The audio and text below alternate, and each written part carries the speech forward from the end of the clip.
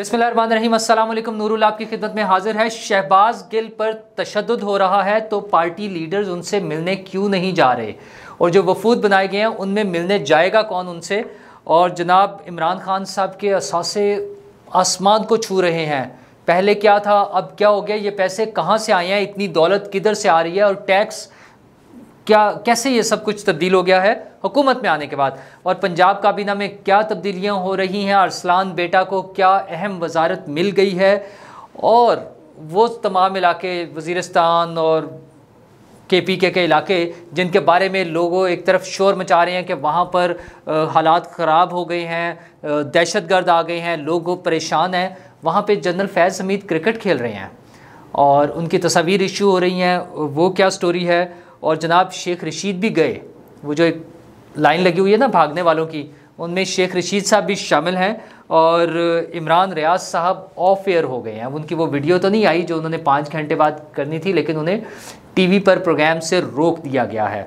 तो जनाबे वाला शहबाज गिल साहब जो गिरफ़्तार हो चुके हुए हैं, उनकी आज भी 2 जगह पे कार्रवाई थी। एक तो सेशन जज हैं उनके पास और दूसरा इस्लामाबाद हाई कोर्ट में, और दोनों जगह वो पेंडिंग हो गई है। कल तक के लिए कार्रवाई कल पर चली गई है। तो उनके लिए ज़मानत मांगी जा रही है और वो सारा जो है उनका रिमांड ख़त्म हो ताकि वो जेल से बाहर आ सकें। लेकिन हुकूमत दूसरी तरफ कोशिश कर रही है कि वो रिमांड मज़ीद ले लिया जाए। रिमांड ना देने की दरख्वास्त पर भी नज़रसानी की दरख्वास्त की हुई है। ये सारी चीज़ें तो चल रही हैं। वहाँ पर आज फवाद चौधरी साहब ने उनके हवाले से कुछ बातचीत की है। वो कह रहे हैं कि उन पर तशद्दुद किया जा रहा है और ये काबिल कबूल नहीं है, क्योंकि वो कमज़ोर आदमी है, क्योंकि उनका जो है वो दहशतगर्दी की कोई वाक़यात से ताल्लुक़ नहीं है। मतलब जो फवाद चौधरी साहब है, उनका ख्याल शायद ये है कि जिन लोगों का दहशतगर्दी से ताल्लुक़ होता है या दहशतगर्द तंजीमों से ताल्लुक़ होता है उनको नहीं पकड़ा जाता। अच्छा, चूँकि वो भी ताज़ा हुकूमत से बाहर आए हैं, 3.5 साल हुकूमत करके आए हैं, तो उन्हें ज़्यादा बेहतर पता होगा कि हुकूमत का क्या सेटअप है। मुमकिन है उनके दौर में इसी तरह से होता रहा हो और फिर वो अब उनकी अमरीकी शहरियत ओवरसीज़ कह रहे हैं, लेकिन असल में तो उनके पास वो अमरीकी मामलात भी है ना। अगर जिस तरह वो सुना है कि PR कार्ड है उनके पास, जो है ना परमानेंट रेजिडेंस कार्ड है, जिसको ग्रीन कार्ड हम कहते हैं, वो है उनके पास अमेरिका का। तो वो उसकी भी तड़ी लगा रहे हैं हुकूमत को कि वो देखें जी वो अमरीकी हैं। तो वो कह रहे हैं उन पर तशद्दुद किया जा रहा है। अच्छा, इस हवाले से कुछ खबरें तो आ रही हैं, लेकिन मसला ये है कि PTI वाले खुद उनसे डिस्टेंस क्यों कर रहे हैं। आज उन्होंने बयान में तो कह दिया, उन्होंने कहा सारी पार्टी उनके साथ खड़ी है और उन्होंने जो कहा है सब ने सुना है। तो एक तरफ तो वो उन लोगों को जिनके खिलाफ बयान दिया था उसने डॉक्टर शहबाज गिल साहब ने, एक तो उनको सुना रहे हैं कि हाँ हमारी पार्टी का यही मौक़िफ़ है। दूसरी तरफ वो डर भी रहे हैं कि वो खुद या उनकी पार्टी के जो दूसरे सीनियर लोग हैं उनमें से कोई भी उन्हें मिलने नहीं जा रहा।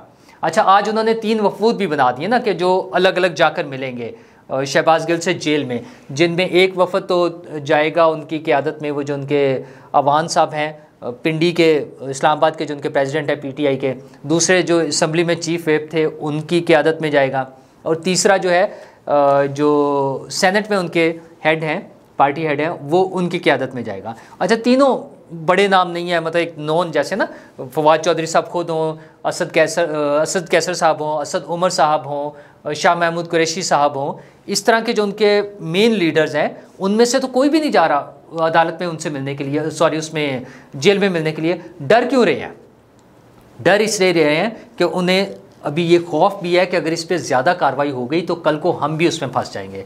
केस तो बड़ा पक्का है वो, तो इसलिए वो उससे डरते हैं कि हमारा नाम ना उसमें आ जाए। लेकिन साथ साथ हल्लाशेरी देने के लिए शहबाज गिल साहब को और अपने दूसरे लोगों को, ताकि वो इस तरह की कैंपेन भी जारी रखें, फ़ौज से नफ़रत पैदा करने के लिए और फ़ौज में एक दूसरे से लड़ाने के लिए फ़ौजियों को, और जो ऑफिसर्स हैं उनको अपने सीनियर ऑफिसर्स के ख़िलाफ़ खड़ा करने के लिए वो जो कैंपेन उन्होंने चलाई हुई है वो उसको भी जारी रखना चाहते हैं। वो चाहते हैं वो ना रुके, और साथ साथ वो बचना भी चाह रहे हैं। और दूसरी जो अहम चीज़ है, ये जो 3 वफूद बनाए हैं और उनके पास भेजा जा रहा है, असल में वो उनके व्यूज़ देखना चाह रहे हैं कि मुख्तलिफ लोग जाएंगे तो पता चलेगा कि वो वहाँ हो क्या रहा है, और जो फवाद चौधरी हैं उनके क्या व्यूज़ हैं, क्या वो वो उसमें अपनी हिम्मत तो नहीं हार गए हैं, और वो कुछ ऐसी बातें तो नहीं कह देंगे जिसमें इमरान खान साहब फंस जाएं।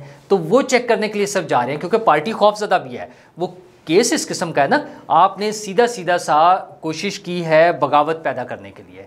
तो इमरान खान साहब भी पहले तो वो करते रहे, अब फिर उनने अल्टीमेटली तो कह दिया कि उन्हें ये अल्फाज इस्तेमाल नहीं करने चाहिए थे, और थोड़ा सा अपने आप को पीछे लाने की कोशिश भी कर रहे हैं। लेकिन असल उनका मोटिव वही है, क्योंकि जब वो उसी स्टांस पर खड़े हुए हैं अपने कि हमने तो बता दिया था कि पाकिस्तान के खिलाफ साजिश हो रही है, लेकिन ताकतवर लोगों ने वो साजिश नहीं रोकी, तो असल में तो वहीं खड़े हुए हैं, वो उनको गद्दार डिक्लेयर कर रहे हैं। वो जो मीर जाफ़र और मीर सादिक वाली बात थी वो तो वहीं खड़े हुए हैं। तो ये जो एक जंग है, ये जो नज़रियात की अब जंग बन जाएगी। और नज़रिया क्या है? नज़रिया असल में हुकूमत है, नज़रिया इक़्तिदार का है कि इमरान खान साहब को चाहिए इक़्तिदार, और उसके लिए वो तमाम चीज़ों को उड़ा देना चाहते हैं। वो कहते हैं कोई बात नहीं, खैर है, बस मुझे तो इक़्तिदार चाहिए। अच्छा, अब उन्होंने अपने जलसों का ऐलान कर दिया, उन्हें नज़र आ रही है अपनी वो जो 9 हलकों की कैंपेन है वो भी आ गई है सर पे। तो 9 हलकों से उन्होंने कागजात तो जमा करा दिए हैं, तो अब वो जलसे करेंगे, जिसमें 19 अगस्त को वो जा रहे हैं कराची और हैदराबाद और फिर बाकी सारे शहरों में उन्होंने जलसे करने हैं, बड़े बड़े शहर जितने भी हैं, और ख़ुसूसन मेरा ख्याल है जहाँ पर इलेक्शंस हो रहे हैं वहाँ तो वो लाजमी जाएंगे। तो वो अपनी कैंपेन चलाना चाह रहे हैं। दूसरी तरफ हुकूमत ने, मौजूदा हुकूमत ने, जो PDM की तरफ से कैंडिडेट्स आएंगे वो उनके कागजात नामजदगी को चैलेंज करेंगे। चैलेंज किस बुनियाद पर करेंगे कि ये जो फॉरेन फंडिंग केस का फैसला आया है, इलेक्शन कमीशन ने तो अपनी तरफ से उनको गिल्टी डिक्लेयर कर दिया हुआ है कि वो मुल्जिम बल्कि मुजरिम है, उन्होंने गलत काम किया है, गैर आइनी काम किया है, गैर कानूनी काम किया है। तो इलेक्शन कमीशन तो अपना फैसला दे चुका है। तो इस बेस पर उन्होंने अपने अकाउंट्स छुपाए हैं, उन्होंने जाली अकाउंट्स के ज़रिए पैसे निकलवाए हैं, उन्होंने जाली जो है डिक्लेरेशन दिए हुए हैं, तो वो सादिक और अमीन भी नहीं रहे और वो फ्रॉड में इन्वॉल्व हैं। इन सारी चीज़ों की बेस पे उनके खिलाफ उनके कागजात नामजदगी पर एतराज़ात शुरू हो जाएंगे फौरी तौर पे।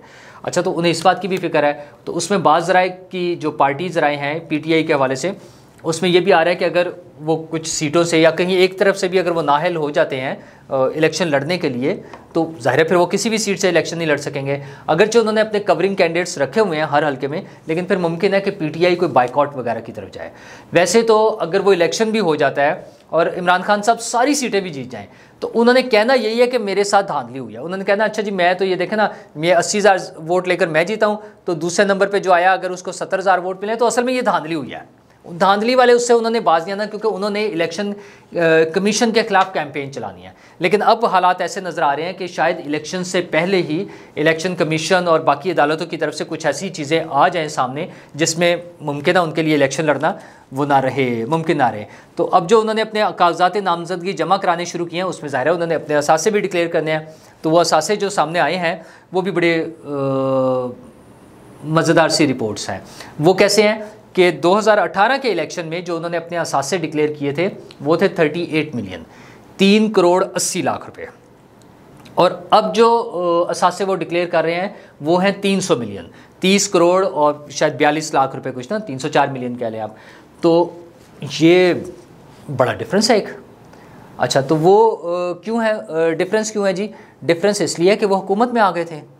तो वो जो कहते हैं कि सादिक और अमीन है, हमें तो सुनाते थे कि 2 लाख रुपए मेरी जो तनख्वाह है उसमें मेरे घर का वो गुजारा नहीं होता।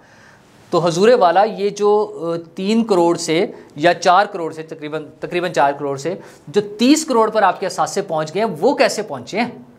उसका क्या जवाब है? कोई जवाब नहीं उसका। अच्छा, उनके पास ज़मीनें हैं, इतने 100 कनाल इधर है, इतने 100 कनाल इधर है। उनकी बेगम साहिबा के नाम पर भी सैकड़ों कनालों के हिसाब से ज़मीनें हैं, घर हैं, कुछ वो हैं बनी गाला में, ज़ाहिर खान साहब ने करा दिया होगा, और नाम तो खान साहब का आएगा।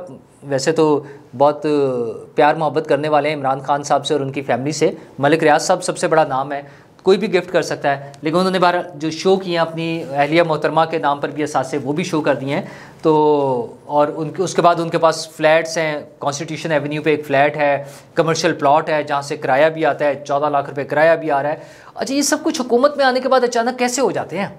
पहले तो उनके पास असासे भी कम थे, पहले तो उनका टैक्स भी जो है साल का 2 लाख रुपए होता था, फिर वो अचानक 1 करोड़ पर पहुँच गया। वो अच्छा, कोई नहीं उनसे सवाल पूछता कि ये हजूर कैसे हो गए हैं। तो अब आकर थोड़ा सा शुरू हुआ है, जिसमें अभी इसी हफ्ते में उनका तोशा खाना पर भी जो रेफरेंस है उसकी भी समात होगी। तो उन्हें जाके बताना पड़ेगा कि वो जो 150-200 गिफ्ट थे, तहाइफ थे, जो वो उठा के ले गए हैं और बेच दिए हैं और खा गए हैं, उनका भी तो जवाब देना पड़ेगा ना। तो उनके लिए तो नाअहली और उसकी तलवार जो है अब लटकती रहेगी। वो तो कोई भी केस, इतने सारे उनके खिलाफ केस बन जाएंगे कि किसी एक केस में भी अगर उन्हें सज़ा हो जाती है, वो मुलजिम से मुजरिम डिक्लेयर हो जाते हैं, तो वो गए। फिर किस उस पर इलेक्शन लड़ेंगे? कहीं से भी नहीं लड़ सकते इलेक्शन। वो 9 सीटें तो दूर की बात है, वो सारा कुछ ख़त्म हो जाएगा। तो ये अब उनकी पॉलिटिकल सूरत हाल है। और दूसरी तरफ उनकी पार्टी ने पंजाब काबीना में भी कुछ तब्दीलियाँ की हैं, जिसमें एक तो यास्मीन राशिद साहिबा के हवाले से अहम है कि वो पिछले साल जो वो 3.5 साल का जो उनका दौर था पंजाब हुकूमत में, बुज़दार हुकूमत जो थी उनकी पंजाब में, तो उसमें वो वज़ीर सेहत थी और पूरा महकमा चला रही थी। तो अब जो है उनसे स्पेशलाइज्ड हेल्थ केयर तो उन्हीं के पास रहेगा, लेकिन primary and secondary health care जो है वो महकमा उनसे ले लिया गया, वो किसी और वज़ीर को दे दिया गया। और जो सबसे अहम इसमें इंडक्शन हुई है वो है अरसलान बेटा की, वो जो मावन खुसूसी हैं वज़ीर आला के, उनको इंफॉर्मेशन टेक्नोलॉजी का महकमा उनके हवाले कर दिया गया। तो आप समझ सकते हैं वॉर क्या है, कीबोर्ड वॉरियर्स का दौर है ना, 5th जनरेशन वॉर। तो इंफॉर्मेशन टेक्नोलॉजी का सारा दौर है। तो वो जो वॉर है वो अरसलान बेटा लड़ेंगे। ये अरसलान बेटा कौन है? अरसलान खालिद, याद है ना? ये वही हैं जो बुशरा बीबी की एक ऑडियो, मुबैना ऑडियो जो लीक हुई थी, उसमें वो उन्हें बता रही हैं कि आपने कैसे लोगों को गद्दारी से जोड़ना है और हर चीज़ को, चूँकि हमारे ख़िलाफ़ या करप्शन के ख़िलाफ़ जो भी बात हमारी करप्शन के ख़िलाफ़, और उनका मेरे ख़िलाफ़ और फ़रा बीबी के ख़िलाफ़ जो भी बातें आएंगी उन सबको आपने गद्दारी से जोड़ देना है ताकि लोगों की तवज्जो उस तरफ चली जाए। तो ये इमरान खान साहब की पार्टी का एक वो प्लान्ड वो है ना, एक एजेंडा है कि लोगों को हक़ाइक़ की तरफ नहीं आने देना, इतना झूठ बोलना है, इतना प्रोपेगेंडा करना है कि वही सच लगे और कुछ ना उन्हें सच लगे। तो उस पर वो काम कर रहे हैं। अब देखते हैं अरसलान साहब उसमें क्या कमाल करते हैं। कमाल तो वैसे वो कर चुके हैं ऑलरेडी पीटीआई वाले, अब मज़ीद किस कमाल की ज़रूरत है। तो चूँकि जाली अकाउंट्स काफ़ी सारे पकड़े गए हैं, वो जो हेलीकॉप्टर हादसे के बाद फ़ौज ने भी कुछ कोशिश की है, सीरियस उसको लिया है कि ये गलत काम हो रहा है उसको रोकने के लिए, तो उस पर भी काम हो रहा है। और फ़ौज के वाले से ख्याल है जनरल फैज़ हमीद साहब जो पेशावर से ट्रांसफ़र हो गई है उनकी, और वो चले जाना है उन्होंने, लेकिन अभी वो ज़रा टेक ओवर में टाइम लगता है चेंज में। तो उनकी तस्वीर एक इशू हुई है, रिलीज़ हुई है, जिसमें उन्होंने एक बैट पकड़ा हुआ है और क्रिकेट मैच खेला उन्होंने। अच्छा ज़ाहिर है, अच्छा लोग उसको जोड़ रहे हैं कि जी वो देखें इमरान खान साहब का इंतखाबी निशान जो है वो बैट है, तो वो उनके हाथ में है। और भाई ऐसी कोई बात नहीं, जब क्रिकेट खेलेंगे तो बैट ही होगा ना, उधर वो स्क्वाश का रैकेट तो नहीं लेकर आ सकते थे ना, तो वो उन्होंने क्रिकेट खेलते हुए किया। अच्छा उसकी सिग्निफिकेंस ये है कि आजकल ये वज़ीरिस्तान और वाना और वो सारी चीज़ें जितना भी एरिया है, इवन सवात, मट्टा और बाकी जो दीगर इलाके हैं, उनके हवाले से एक बड़ा शोर मचा हुआ है कि वहाँ पर शायद वापसी हो गई है तालिबान की और वो लोग आ रहे हैं और लोग उसमें कुछ एहतजाज कर रहे हैं और इस तरह की बातें काफ़ी ज़्यादा ना चल रही हैं। तो एक तो उस पर, बल्कि उसमें साबिक आईजी हैं केपीके के, उनका एक बयान सोशल मीडिया पे सर्कुलेट कर रहा है जिसमें वो बता रहे हैं कि हाँ वो लोग आ गए हैं। अच्छा वो कुछ इल्ज़ामात भी हैं उसमें, कुछ चीज़ों का वो जिक्र कर रहे हैं, उसकी थोड़ी सी क्लैरिफिकेशन भी दे रहे हैं कि शायद वो इस तरह से ना हो, लेकिन ये बात तो वो मान रहे हैं कि वो वहाँ पर मौजूद हैं, आ गए हैं। अच्छा आ गए तो फिर उन्हें रोकना किसने था? अच्छा ISPR की उस हवाले से जो क्लैरिफिकेशन आई है वो ये है कि वो तालिबान नहीं है, बल्कि वो लोग जो अफ़गानिस्तान वगैरह में गए हुए थे और वहाँ पे चूँकि हालात अब उनके लिए साजगार नहीं है या मामलात कुछ यहाँ भी सेट हो गए हैं तो वो वापस आ रहे हैं, अपने घरों को आ रहे हैं, तो ऐसी परेशानी की कोई बात नहीं है। तो फैज़ हमीद साहब की भी तस्वीर देख के तो यही लग रहा है कि परेशानी की कोई बात नहीं है, हालात नॉर्मल हैं, लोग क्रिकेट खेल रहे हैं और फैज़ साहब भी उनके साथ क्रिकेट एंजॉय कर रहे हैं। तो अल्लाह करे ऐसा ही हो। मतलब हम तो नहीं चाहते कि किसी भी जगह पे बदअमनी हो, किसी भी जगह पे लोगों में खौफ व हरास हो, कहीं पर भी ऐसे हालात हो जाएं कि लोग वहाँ से भागने की कोशिश करें।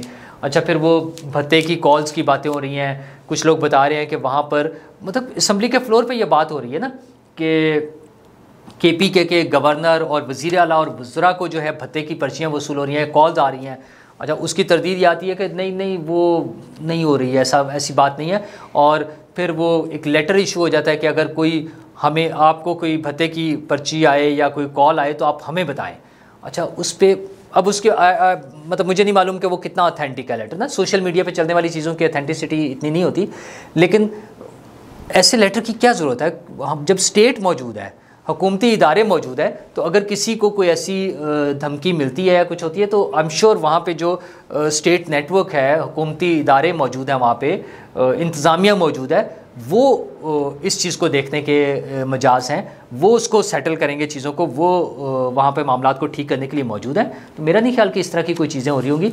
तो मुझे तो लगता है कि आज की वो जो तस्वीर आई है वो तो ये बता रही है कि हालात ठीक है, परेशानी की कोई बात नहीं, और अल्लाह करे कि ऐसा ही हो। और दूसरी चीज़ ये है कि परेशानी तो लोगों को है जो भाग रहे हैं, खैर वो उस तरह की परेशानी नहीं है। आपको भागने वालों में मतलब हम जो भागना कहते हैं उसमें हैं साबिर शाकिर साहब और अरशद शरीफ साहब जो पाकिस्तान से बाहर पहुंच गए हैं। तो अब शेख रशीद साहब पाकिस्तान से बाहर चले गए हैं। अच्छा, अभी तक तो मशरिक़ वस्ता में ही है, लेकिन उनके बारे में सुना जा रहा है कि शायद वो लंदन भी जाएंगे। अच्छा, और उन्होंने खुद भी कहा कि मेरे अगर इलाके में जलसा नहीं हो रहा तो फिर मैं लंदन चला जाऊँगा, लेकिन मैं नवाज़ शरीफ से नहीं मिलूँगा। ओ भाई, आपको किसने कहा कि नवाज़ शरीफ से मिलें? या तो आप बताएं कि आपकी ड्यूटी लगाई गई है, आप कोई पैगाम लेके जाना चाह रहे हैं। तो इस तरह की बातें पहले ही बहुत सी आ रही हैं कि इमरान खान साहब भी नवाज़ शरीफ से मिलना चाह रहे हैं या उनको पैगाम पहुंचाना चाह रहे हैं, उनसे नेगोशिएट करना चाह रहे हैं, उनसे NRO मांग रहे हैं। तो मुमकिन है ये जो शेख रशीद साहब हैं वो भी इसी तरह की कोई ऑफ़र लेकर गए हों या इस तरह की कोई दरख्वास्त लेकर गए हों कि नवाज़ शरीफ से रिक्वेस्ट करें कुछ मामला सेटल करने की। नवाज़ शरीफ के बारे में तो सुनने में आ रहा है कि वो चीज़ों में नहीं इन्वॉल्व होना चाह रहे। वो कह रहे हैं ठीक है, अब ये हुकूमत जैसे चला रही है इसको चलाने दें, और जब इलेक्शन का वक्त आएगा तब मैं वापस आऊँगा और देख लूँगा। जावेद लतीफ़ साहब भी ऐसी बातें कर रहे हैं, वो तो कह रहे हैं कि आ रहे हैं, बस नवाज़ शरीफ साहब वापस आ रहे हैं। और ज़ुबैर साहब ने भी, जो कि उनके तर्जमान भी हैं, वो तो कह रहे हैं कि हमने दरख्वास्त कर दिया। इससे पहले ये आती थी खबर कि पार्टी उन्हें मना कर रही है आने से, और अब अगर पार्टी उन्हें दरख्वास्त कर रही है तो फिर आ जाना चाहिए उन्हें। लेकिन अभी हालात ऐसे नहीं नज़र आ रहे कि नवाज़ शरीफ साहब फौरी वापस आ जाएं। और एक और अहम खबर इमरान रियाज साहब के हवाले से है। इमरान रियाज खान साहब मारूफ सहाफ़ी हैं, उन्होंने आज ट्वीट किया है कि उन्हें ऑफ एयर कर दिया गया है, कि वो जब अपने एक्सप्रेस न्यूज़ के ऑफिस में पहुंचे हैं तो उन्हें बताया गया कि सॉरी, आप प्रोग्राम नहीं कर सकते, हमें अफसोस है कि हम पर प्रेशर है। मैंने कहा मैंने कोई गलत बात की है? उनका नहीं, गलत बात छोड़ दें, बस हम पर प्रेशर है कि आप प्रोग्राम नहीं कर सकते। अच्छा, बिल्कुल गलत बात है, हम इसकी मजम्मत करते हैं। आज़ादी इजहार राय के बिल्कुल ख़िलाफ़ है। हाँ, अगर उन्होंने कोई गलत काम किया है और हुकूमती इदारे या पैमरा और जो भी इदारे हैं वो समझते हैं कि उन्होंने कोई गलत काम किया है तो उसको ट्रायल करें, आप अदालत में लेके जाएं, उनके ख़िलाफ़ जो है वो सबूत पेश करें और उन्हें सज़ा दिलवाएं। जब इस तरह से ऑफ एयर किया जाता है तो अच्छा, अब वो नॉन ट्रेडिशनल जो मीडिया है उस पर आ जाएंगे, अपना वीलॉग करते रहेंगे, यूट्यूब पर होंगे, मुख्तलिफ जगह सोर्सेज है ना वो नज़र आ रहे होंगे हमें। तो उसका फ़ायदा क्या है? आप सिर्फ ये इंप्रेशन दे, इससे ये इंप्रेशन होता है, साबित होता है कि उन्होंने कुछ गलत नहीं किया या उनके ख़िलाफ़ हम कुछ साबित नहीं कर सकते। तो इसके बजाय अगर किसी ने गलत किया है तो आप उसको कानून के मुताबिक, उस फ्रेमवर्क में रहते हुए, आइनी और कानूनी फ्रेमवर्क में रहते हुए आप उनके खिलाफ कार्रवाई करें और उन्हें जो सज़ा मिलती है दें। उसका फ़ायदा ये होगा कि बाकी लोगों को भी एहसास होगा कि उन्होंने कोई गलत बात नहीं करनी। जब आप इस तरह का कार्रवाई करती है हुकूमत, इस तरह से उनको रोका जाएगा तो उससे लोगों में इश्ताल पैदा होता है, लोगों में मनफी सोच डेवलप होती है हुकूमत के बारे में कि हुकूमत ज़्यादती कर रही है, उसका तो कोई कसूर नहीं है। भाई अगर कोई कसूर है तो आप अदालती निज़ाम आपका इतना कमज़ोर क्यों है कि आप उसको अदालती निज़ाम के ज़रिए सज़ा नहीं दिलवा सकते। और दूसरा, इमरान रियाज साहब भी वो जितनी छलांगे मारते थे कि टक्कर के लोग हैं और हम पूछेंगे, हम ये करेंगे, फिर उन्होंने कहा जी, उनकी वीडियो आपको याद होगा वो जो रिलीज़ हुई थी कि अगर मुझे 5 घंटे में ना छोड़ा गया तो फिर मैं एक ऐसी वीडियो रिलीज़ करूँगा, ऐसे ऐसे इंकशाफात करूँगा कि आसमान गिर जाएगा। अच्छा, वो कोई आसमान नहीं गिरा। मतलब ये सब लोग चीज़ों को ब्लैकमेल करने के लिए क्यों इस्तेमाल करते हैं? अगर आपके पास कुछ ऐसी चीज़ें हैं जिससे कुछ लोगों के गैर कानूनी, गैर आइनी इक़दाम वाज़े होते हैं तो इमरान खान साहब को क्या प्रॉब्लम है? इमरान रियाज खान साहब को वो क्यों नहीं ओपन करते? और अगर उन्होंने जो गलत बातें की हैं, हुकूमत और हुकूमती इदारे ये समझते हैं कि उन्होंने गलत बातें की हैं तो उनके खिलाफ कानूनी कार्रवाई होनी चाहिए। भाई ये क्या बात है, आप 2 दिन पकड़ के उसके बाद भेज दें उन्हें घर और उसके बाद आप कहें कि आप प्रोग्राम नहीं कर सकते। इस तरह की चीज़ों से चीज़ें ठीक नहीं होनी। वज़ीर-ए-आज़म साहब और हुकूमत से दरख्वास्त है कि जनाब, हुकूमत का मतलब होता है तमाम इदारे ना, कि चीज़ों को बेहतर तरीके से चलाएँ, आइन और कानून के मुताबिक चलाएँ, लोगों को ये जो बुरी फीलिंग है उससे निकालें। और वक्त आ गया है पेट्रोल की कीमत का तब्दील करने का। तो समरी गई हुई है, बस वो जब तक ये वीलॉग आपके पास पहुंचेगा उस वक्त तक तो शायद उसकी अनाउंसमेंट भी हो जाए। उम्मीद तो यह है कि कुछ कम कर देंगे, लेकिन मिफ्ता साहब ने कहा कि हम मज़ीद सब्सिडी नहीं दे सकते। वो भाईजान सब्सिडी ना दें, अगर आलमी मार्केट में कम हो गया उसके मुताबिक ही कम कर दें, तो लोगों की हालत पर कुछ रहम खाएँ और थोड़ी सी चीज़ें बेहतर कर दें। शुक्रिया।